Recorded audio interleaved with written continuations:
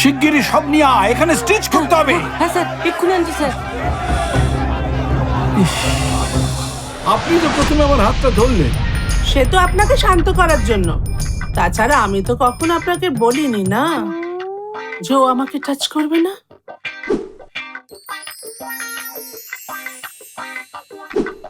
আপনাকে কি ফিস দিতে হবে ডাক্তারবাবু, না গুগল রেটিং দিলেই চলবে?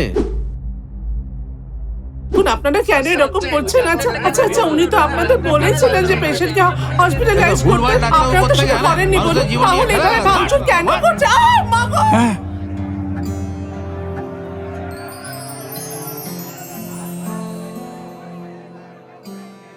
স্যার জানেন, ওই দিনটার কথা ভাবলে না গা পুরো শিউরে ওঠে। বৌদি যদি সেদিন না থাকতো, ওরা যখন মারতে এলো, বৌদির মাথায় ওই থার্নিটটা যদি না লাগতো।